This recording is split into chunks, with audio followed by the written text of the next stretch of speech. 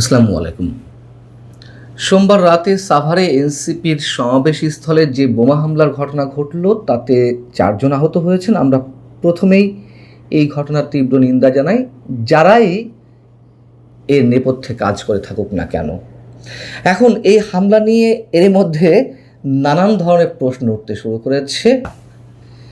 আপনারা জানেন, বিএনপি নেতা রাশেদ খান, গণ অধিকার পরিষদের সাবেক সাধারণ সম্পাদক, এরই মধ্যে প্রশ্ন উত্থাপন করেছেন যে এনসিপির একাংশ নিজেরাই এই হামলা ঘটিয়েছে কিনা তা তদন্ত করে দেখতে হবে। তিনি বলছেন যে গত 10 এপ্রিল সাভারের ধামরাইতে এনসিপির কার্যালয় উদ্বোধনকে জেল পর্যন্ত খাটিয়েছে এবং যে ফুটেজটি আপনারা দেখেছেন এনসিপির সমাবেশস্থলে ককটেল হামলার সময়, ওই সময় ঠিক আগ মুহূর্তেই বিদ্যুৎ সরবরাহ বন্ধ হয়ে যায়।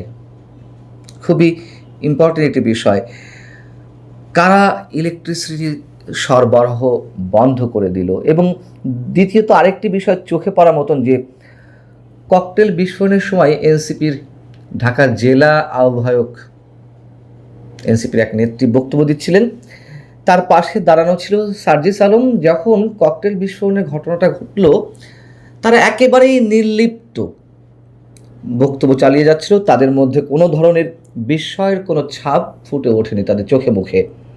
এবং পুলিশও বলছে যে হঠাৎ করে ইলেকট্রিসিটি বন্ধ হয়ে যাওয়ার বিষয়টি যথেষ্ট সন্দেহজনক। এবার আসুন 2 নম্বর, এই ঘটনাটি কি আওয়ামী লীগ করে থাকতে পারে? এর মধ্যে এই হামলার দায় চাপানো হয়েছে এনসিপির আহ্বায়ক নাহিদ ইসলামের পক্ষ থেকে। আওয়ামী লীগ করলে করতেও পারে, হয়তো অস্বাভাবিক কিছু নয়। তবে এ কথাও সত্য যে 5 আগস্টের পর থেকে গত 2 বছর, প্রায় 2 বছরে এখনও পর্যন্ত আওয়ামী লীগের বিরুদ্ধে সন্ত্রাসী কোনো কর্মকাণ্ডের প্রমাণ পাওয়া যায়নি। এটা সত্য কথা। আর তারা যদি হামলাই করে, এসব মানে পটকা বা ককটেল এইগুলোর বিস্ফোরণ ঘটাবে কেন? তারা তো আরও হিংস্র রূপে ফিরে আসবে এমন আশঙ্কায় অনেকের। আচ্ছা, করলে করতেও পারে। নাহিদ ইসলাম আবার এটিকে এই ঘটনার জন্য সরকার এবং আওয়ামী লীগ 2 পক্ষকেই একসঙ্গে অভিযোগ করেছে। সরকার কি তাহলে এই ঘটনা ঘটিয়েছে? কিন্তু সরকার এই ঘটনা ঘটাতে যাবে কেন? মাত্র 4 মাসের সরকার নিজেকে এ ধরনের ঘটনার জন্ম দিয়ে প্রশ্নবিদ্ধ করবে কেন? পরিবেশ অস্থিতিশীল করতে চাইবে কেন? আবার অন্য কোনো তৃতীয় পক্ষ কি এনসিপির উপর হামলা চালিয়ে ঘোলা পানিতে মাছ শিকারের চেষ্টা করতে পারে? সেটিও পারে, অস্বাভাবিক কিছু নয়। তার কারণ প্রধানমন্ত্রী তারেক রহমান থেকে শুরু করে সরকারের শীর্ষ নেতারা বা নেতৃস্থানীয় যারা রয়েছেন, নীতি নির্ধারক যারা রয়েছেন, তারা তো অনেক আগে থেকেই বলে আসছেন যে একটি শক্তি দেশে অস্থিতিশীল পরিবেশ সৃষ্টি করতে চাইছে। এবং সেই শক্তি কারা তাও আমরা জানি। তারা কখনো কখনো স্পষ্ট করে এই অভিযোগের তীর ছুঁড়েছেন জামাতে ইসলামের দিকে, এনসিপির দিকেও। 5 নম্বরে আরেকটি বিষয় আসতে পারে, সেটি হচ্ছে এনসিপির পক্ষ থেকে এমন অভিযোগও করা হতে পারে, এখনও করা হয়নি,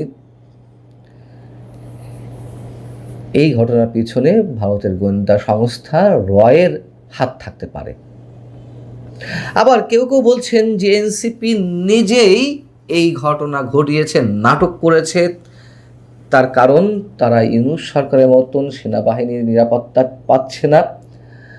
তারা এই মুহূর্তে পুলিশের প্রোটোকল চায় আরও বাড়তি, এবং একই সঙ্গে তারা সেনাবাহিনীর নিরাপত্তাও চাইতে পারে।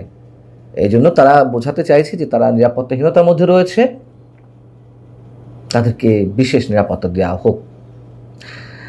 এই প্রশ্ন তো উঠছে যে জুলাই উপলক্ষে তারা প্রথমে 64টি জেলায়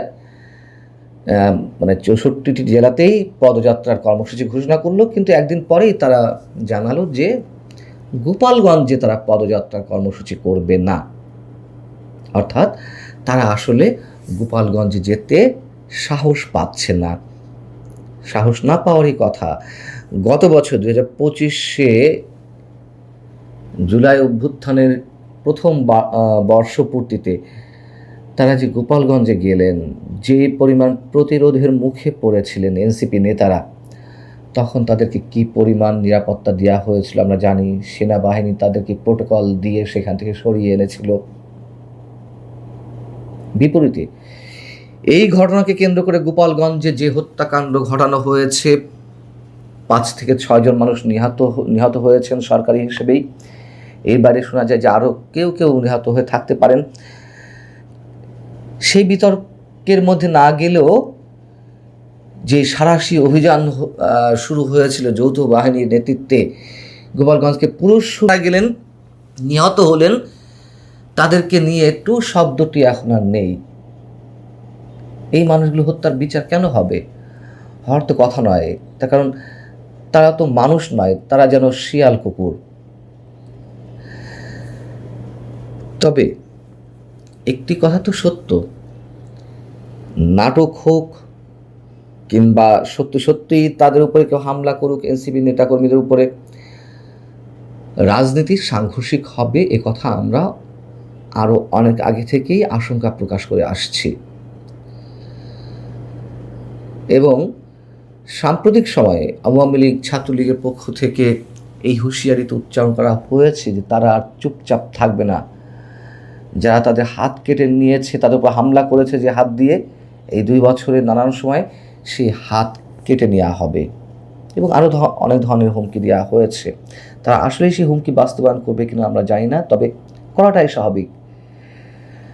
তাদের রাজনৈতিক কার্যক্রম যেভাবে নিষিদ্ধ করে রাখা হয়েছে, তারা বলছে যে তাদেরকে নিয়মতান্ত্রিক রাজনীতি করার পথ উন্মুক্ত করে দিতে হবে, নইলে যেই ঘটনার জন্ম হতে যাচ্ছে বা হবে তার জন্য তারা দায়ী থাকবে না। যেভাবেই হোক, যার মাধ্যমেই হোক, রাজনীতি একটা টার্মাল সিচুয়েশনের দিকে এগিয়ে যাচ্ছে। এটাই বাস্তবতা। ভালো